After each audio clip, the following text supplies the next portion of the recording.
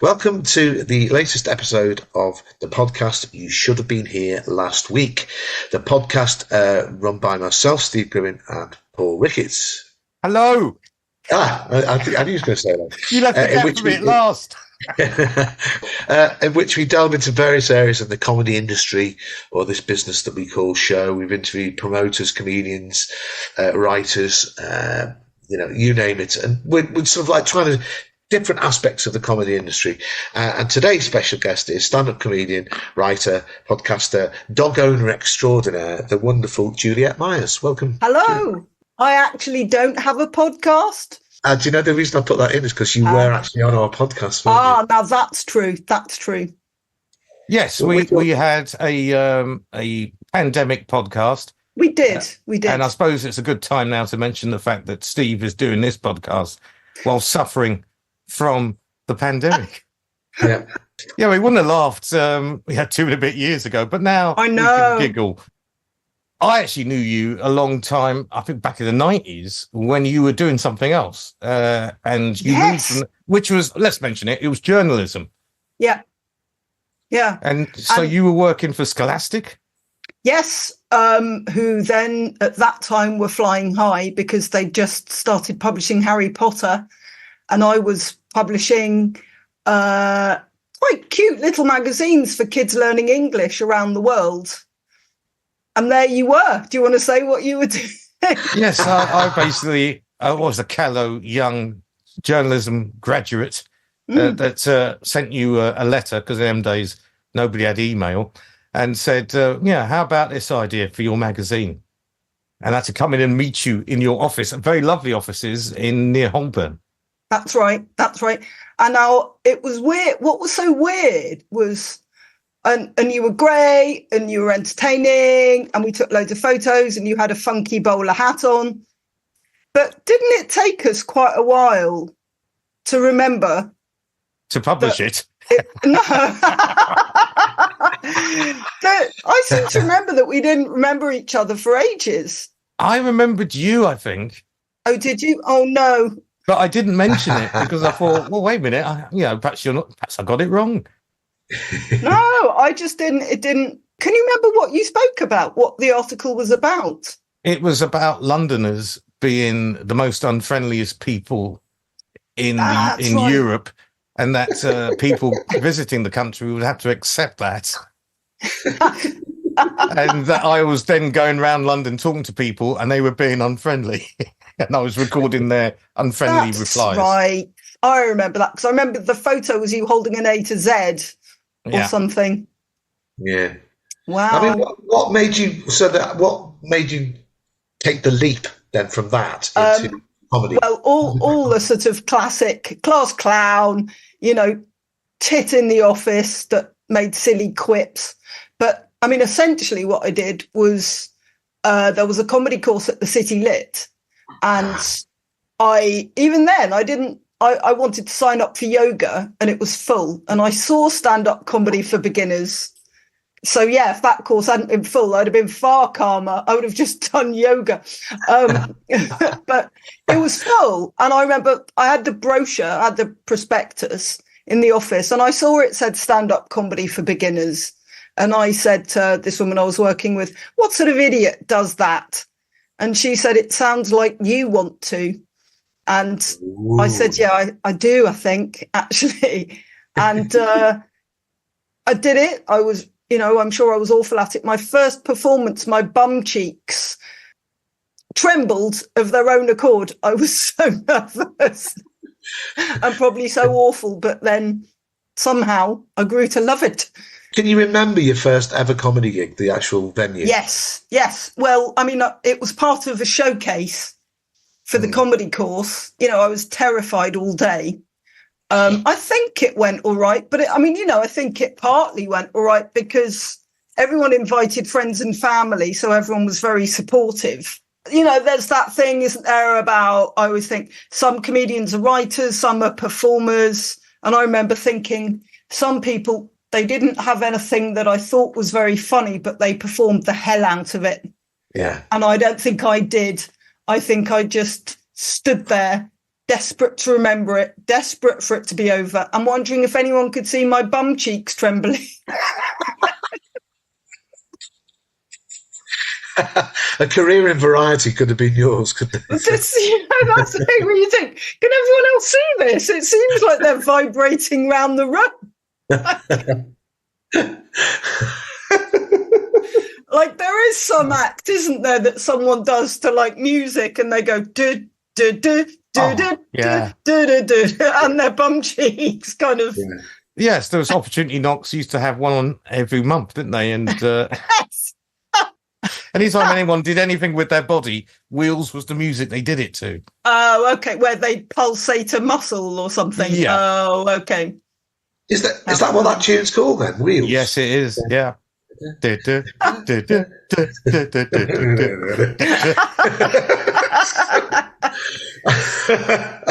trying to think what I even spoke about. I think I might have held out a jammy dodger and pretended and put it on my head and said, "Oh, look, I've been shot," or something awful.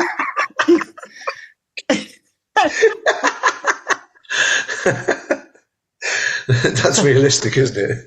Yes. Did anyone else from that course continue doing comedy? There was Shappy Corsandi, or Shaparak Corsandi, as she now is.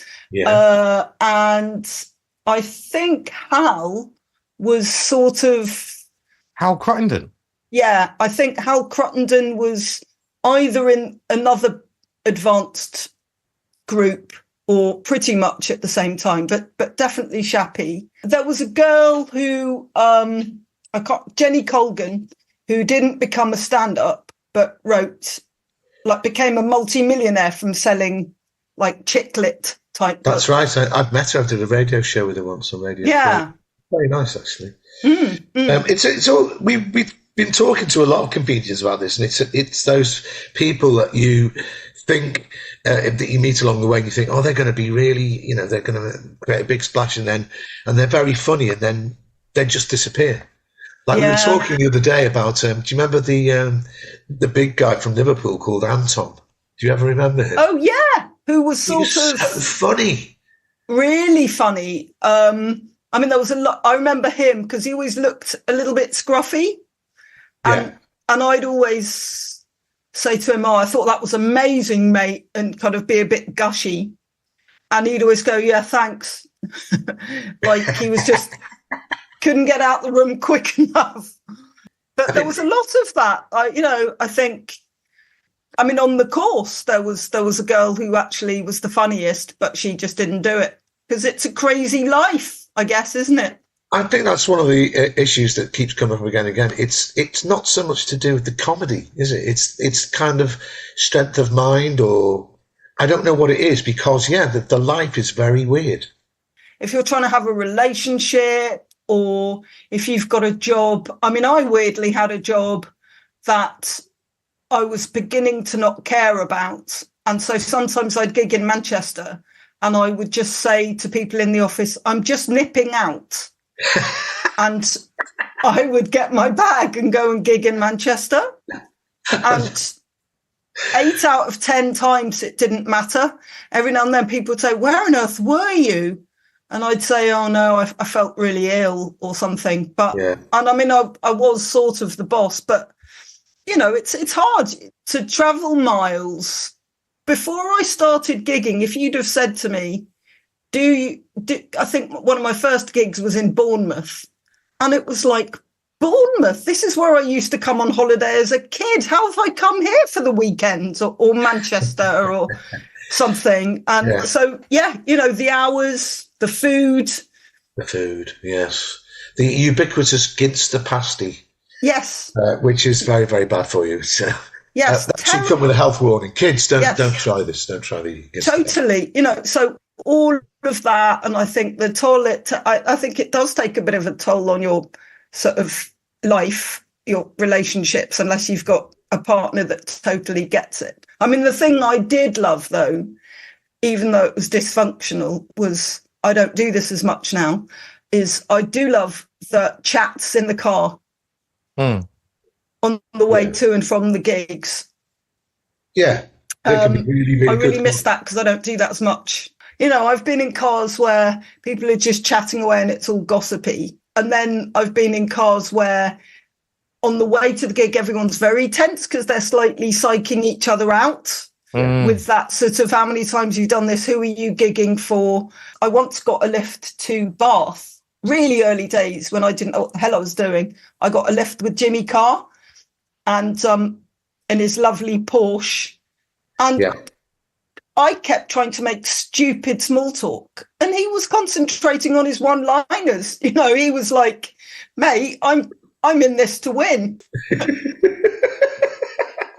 One of the things that changed the industry was comedy courses, because more women got into the industry because of comedy courses, in my opinion, because it was a safer place for them to get a set together and then go on to the circuit. I mean, what do you reckon? I think so. I think maybe just more women being visible created more women thinking, well, I might do it too. This brings us quite quickly round to, has the circuit changed for women? And there's certainly a hell of a lot more women. But I mean, I remember when I first started doing the circuit, not nearly as many as there are now. And, there was that thing of being introduced. I remember being introduced so many times with, we've got a woman now, but give her a chance, and you go, what does that mean? Or, once someone said, we've got a woman, she's got lady parts and everything. And you just go, You told me a story once. Oh, I think the worst introduction I've ever heard about the toilet was involved in it. Oh, yes. Well, this is terrible. I don't know where to start with this. There was a notorious comedian on the circuit about 15 years ago who he invited me to his house. I said I was gigging in the north, but he said, look, I've put in a word for you. Come and stay at my house. I'll collect you in my top of the range Mercedes, unless you want my wife to collect you in her brand new sports convertible. And I stayed with him. And, it was a little odd. He couldn't really get away from remembering for a second that I was Jewish, even though I kept saying it was irrelevant to anything. But then about a year later, he was introducing me at a gig and he said, and the next comedian has stayed at my house. And the audience went, ooh. And then he said, and she left the floater in the toilet. Oh, God.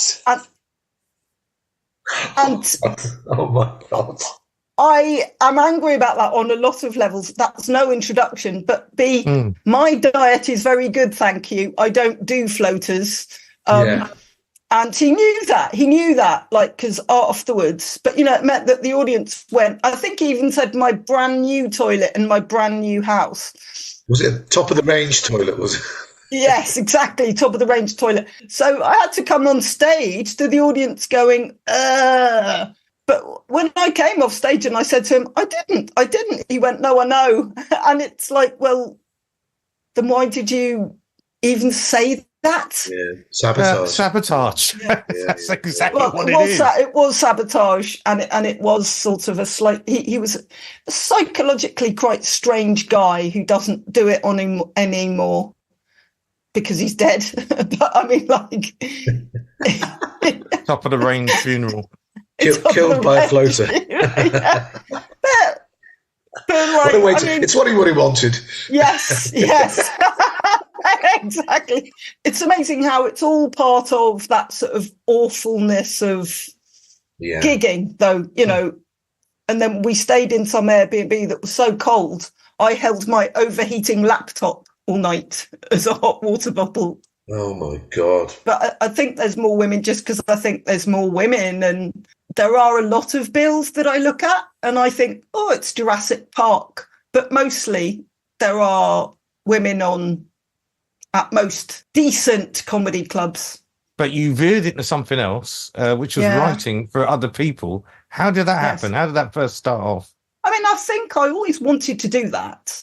But, I mean, by pure luck, I suppose, I was with Sarah Millican when I don't know if she was going to be on Mock the Week or maybe someone she knew was, and they were discussing a joke. And I kept trying to come up with other possible jokes that might work. And then she said, oh, do you want to work on the pilot of my TV show?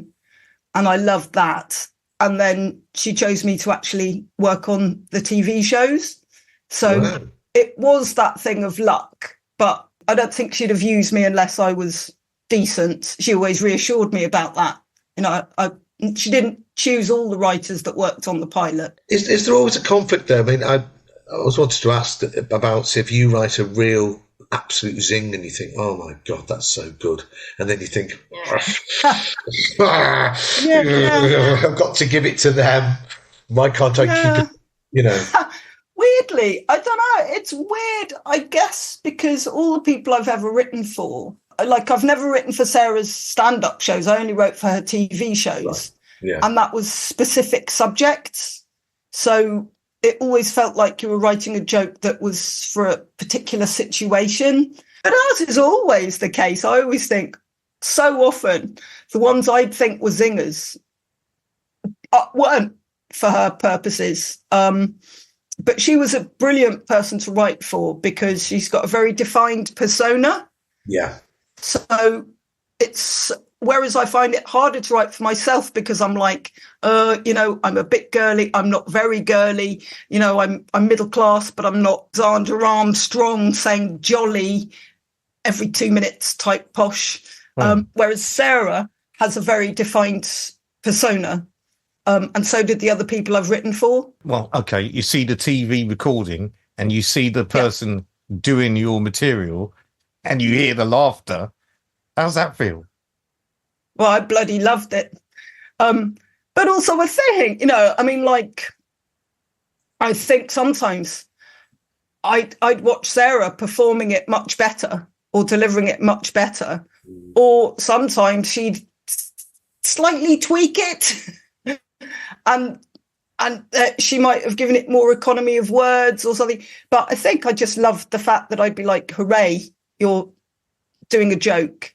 And then you'd hope it would stay in the edit. You know, you'd go, oh, don't cut it, don't cut it. It was great. I loved it.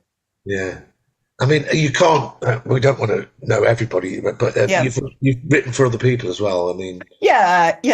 It was Sarah that I mostly wrote for. But I think I wrote a few times for Gary when he did Mock the Week, Gary Delaney. 1 or 2 things for Angela Barnes. I wrote for Susan Cowman when she did the monologues on the Commonwealth Games. Yeah. That's good. That's a good job. I wish I'd got an agent, a writing agent, when I was writing for Sarah's shows, because I think I would have had more leverage. Yeah. Jason Manford as well. I used to do stuff occasionally for Jason Manford, but you know, most of these people now, they're doing their tours. They're selling out arenas. There's all sorts of rumours. I mean, you know yourself. We can't name anybody, but there's rumours flying around about people on the circuit that are, you know, just general jobbing circuit comics that get other people to write for them, which is that's kind of weird. It's not the same dynamic at all as being a TV, where you've got to have the voracious beast of television eats all of it.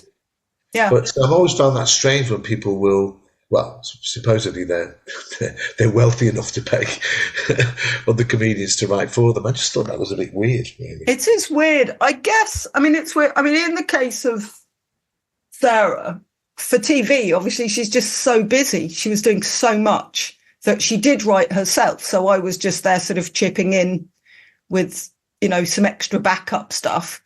But when people write for, you mean people writing for their stand-up shows?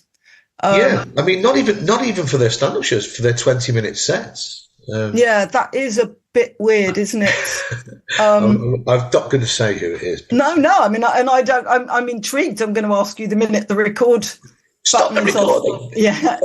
But it does seem weird, doesn't it? Because you think, well, because I get it. If, you know, you've done an Edinburgh hour and you've got someone to help polish your jokes. Maybe I get that.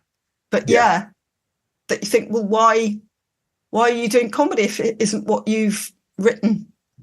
I don't know, because people are doing it for different reasons, as in they see it as a path to something else, they're not. I think laziness is probably the answer. But like, why would you go through the effort of writing stuff, coming up with subjects, when you can just pay someone a tenner and get a half decent joke which you think you can deliver? I guess. I mean, it seems weird though. I mean, it seems, because like I'm saying, like Sarah Millican writes all her own shows, and so you can understand why she'd get writers for her little, not her little TV spots, but it was like she'd be gigging around the country, and then proportionally the time she could spend on doing jokes that she'd just got that needed to be subjects that she needed to talk about that were topical. But yes, someone doing a 20-minute set, that is very odd. That's I know. And also what I mean, like, this comes to the thing of, I keep thinking, that thing about, shouldn't it all seem like it's coming from your persona? Yes. I'm going to name someone. I'm going to name Jack Whitehall, because in the early days he had writers, and I knew one of his writers, and this is just for his 20 minutes. Wow. And one of the writers said to me that his dad had got in contact with him and said, look, I want you to write 10 minutes on cyclists and how much of a pain in the arse they are to drivers. And the writer said quite rightly, he said, you do know that your son doesn't drive, because at that point Jack had no license. And also the cyclist thing, it's a bit hacky, isn't it, really? And to which Jack Whitehall's dad says, well, I drive and I want you to write that material, so write it. Wow. How can I put this? Perhaps Jack's dad was always aiming for Jack to hit the market of mainstream. Yeah. I've got a quick funny story about Jack Whitehall's dad. At one time I was doing the Comedy Store about 10 years ago, and Jack Whitehall had admittedly had quite a good gig, and he came into the booth at the Comedy Store and he goes, when's Jack going on again? I said, oh my God. Said, what? He said, no, it doesn't work like that. You do your 20 minutes, you go off. He goes, well, I think he was rather good. He deserves to go on again, don't you? Wow. It's just crazy. When's he going on again? Like, I mean, I had years ago, a really long time ago, a friend of mine said, will you talk to my friend? He's thinking of doing stand-up. And I rang this guy who, was called something typically posh. And I said, try downstairs at the King's Head. That's a really good place for your first 5 minutes. And this guy went, no, I don't want to do 5 minutes. I want to do longer. And I said, but you just start off with 5. And he said, well, what if I do 5, but I won't get off?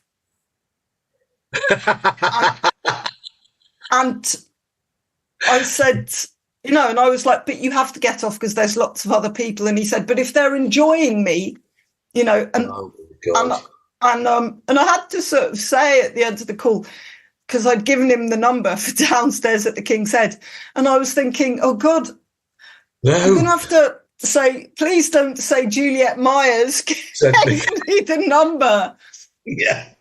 Peter be on the phone going, what the hell? Who is this guy? Like I'd gone, and it's wonderful there, do as long as you like. I've got one last question about a joke that you told once at a stand-up for Labour gig. You know the joke, because it's such a funny story and what happened afterwards. You can do it quickly. But I don't know how far you're expecting me to tell this story in terms of, I used to have a joke, and I don't say it anymore due to sensitivities, because I've learned that if it offends, but the joke was, I love the fact that I'm even pausing, but the joke was, I used to talk about the fact that people often thought I was gay, and I'd say I'm not, like possibly bi, whatever. And then I'd say, I do have a question about being a lesbian. And I'd say, do black lesbians have bigger dildos? And it would normally, it would sort of it would get me out of jail at quite laddie gigs and I, just wordplay, juxtaposition or whatever. But at the Stand Up for Labour gig, these two women absolutely stormed out, mumbling, and then I think complaining at the back of the room, and said, that's a really awful cliche, that you think lesbians do that and would use dildos, and it's so ignorant, and how dare you comment on something that's not your world. So I kind of never told it again. Oh, I tried to defend you. I went up to the black man in the room and said, look. Well, yes, and I defended myself because I still believed in it. But I think it does indicate that, there is that thing that you come across occasionally on the circuit. And I guess this is sort of what Jimmy Carr does a lot of. I always think a lot of what his jokes are beautifully crafted, but I don't like how they could be interpreted or what he's saying. And that to me was a joke that worked with audiences while I believed in it. I had a joke when Emperor Hirohito came over to visit the Queen and the royal family. And in the mall, all the British soldiers turned their backs on him and they started whistling Colonel Bogey, from the film Bridge Over the Kwai. But my joke was, I said, if you really want to upset the Japanese, what you should whistle is...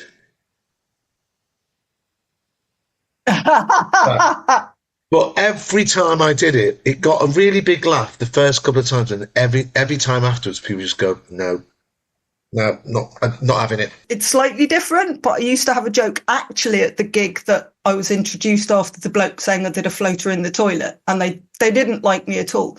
But I used to have a joke about Gardener's Question Time about there's always a posh woman on saying, we don't like the slugs. We want the slugs to go away. We don't want the slugs.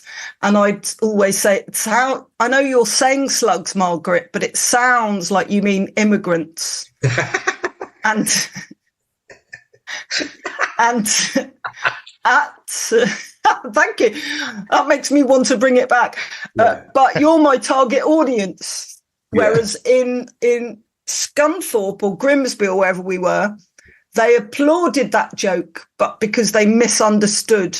Well, that's the other thing.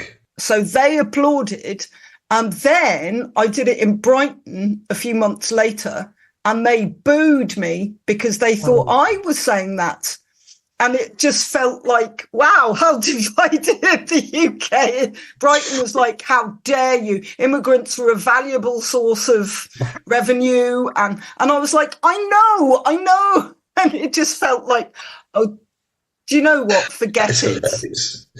Yeah, I mean, you can't. There are some acts that make a virtue of that, like someone like Scott Capurro comes out and just does a sting of those. And he's always got that thing of he doesn't care whether the audience go, and he just continues. No. But it sounds like you would question, if it gets a certain reaction, it does lead to you thinking, should I do this or should I? No, I mean, I've done it myself. I've dropped my best joke when I first started. I had to get rid of it because it was misconstrued. And what was it? I can't even tell it. Well, there you go then. That's interesting. I went through a stage where all I got down, the punchline was, and his penis was huge. And I remember first time I'd done it, I had, what's his name? Adam Bloom going, that's a cracking gag. I love that gag. And I just thought, wow. And it went great for a year. And then suddenly it didn't go great. And people said, I don't like that gag. And I dropped it. And then every so often, for about a year, I would do it like once every 6 months. But once it's in your head that people can take it the wrong way, it's never going to work. And in the end, you go, well, I can write another joke and let's forget about it. Yeah, well, I think that's it. But that's so interesting that you say it went well. That is your own self-confidence with it. But also, I do think the world has become, and I'm not saying this is a bad thing at all, I think it's a good thing, but the world has become a little bit more, don't say stuff at other people's expense. I don't know if your joke about the enormous penis was that. Yes, it was. I'm intrigued. I feel like now your whole listenership should try and if this was the punchline, what was the setup? Yeah, just invite people to write in with their own setups. Yeah. Yes. If you're listening out there, yes, please do. Yes. It's like. Yeah, I think it's quite an interesting area, that about self-policing or awareness when you're telling a joke, because some people it bothers them, and then other people. If you really don't care and that's what you do, then that's what you do. Yeah. If you're thinking, oh, wait a minute, I don't like it, making a room feel uncomfortable and think the wrong things about me as a comic, let alone as a person, then I think, well, drop the joke, write another one. Yeah, I think so. I guess it's annoying if you believe in it enough. But I guess I've actually got, this feels like this is more just therapy for my stand-up now. But I've got a joke about my bicycle being stolen by Jack Whitehall's dad. God, now I've said that, if we don't include the Jack Whitehall bit. I've got a joke, and it's absolutely true that I got my bike nicked. And I say to the audience, it's true that police said they'd found it. And so I went down to the depot and the guy said, there you go. And he pointed to a bike that was blue. And I said, my bike was red. And the audience loves the fact that the guy says, God, just take, go on, just go, just take it. They love that. And they're happy for me to do that with me sort of like indicating with my head, just get the hell out of here. But when he says, I don't understand, and I say, that bike is red, that bike is blue, my bike was red. And he says, and what's the problem? And I say, God, I know you guys say you don't see colour anymore.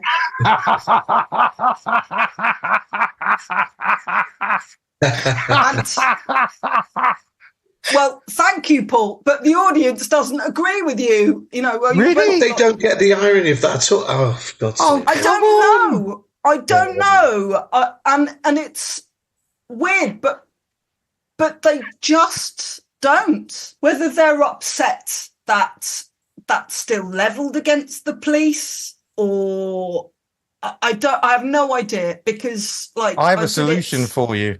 Yeah. Sell me the joke.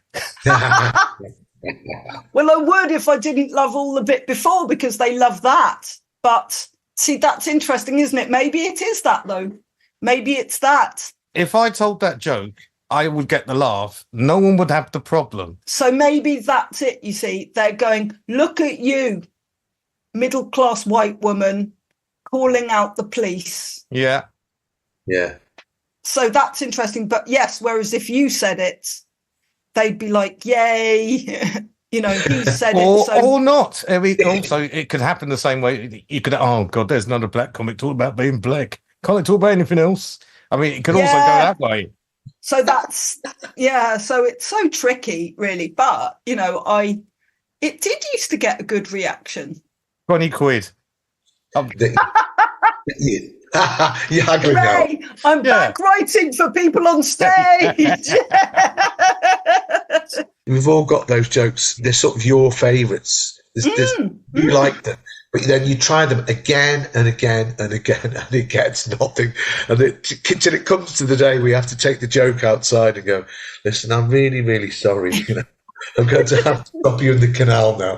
And the joke's going, Yeah, just try me again. And you're going, I'm sorry, bye. Exactly. And meanwhile going, but I personally love you. So the joke's going, don't get rid of me. The others hate you. I love you. I gave birth to you. Jokes like that. Exactly. Murderer. I think with some jokes, I don't think I ever made a massively conscious decision, but I just go, oh, maybe I'll leave that out for this one gig, and then you just forget about them. Then it becomes 1, 2, 3, 4, and then the next thing you know, like 50 gigs have gone by and you haven't done the joke. Yeah. Jokes drop out your set without you even making a conscious decision to do it. They just disappear. And then sometimes you're doing a setup and you think, oh, well, wait a minute. You finish the joke and go, I used to do that joke after this. Yeah. I've done that. You think, I'm sure this bit used to be longer, and then you go, oh. I'm just pissed off that I had a fantastic stuff about the riots, and that was 12 years ago. And every summer I pray for more riots. So I can get the joke out again. I know. You're on the street trying to start one, aren't you? Yeah. Brilliant. Ooh, hot, isn't it? Oh, you fancy throwing a brick at this window? Hilarious. I seem to remember Chris McCausland telling me once he's got a joke about someone in the news had chopped up 2 bodies and put them in 2 separate suitcases. And he was like, when's that going to happen again? I've got the best joke about that.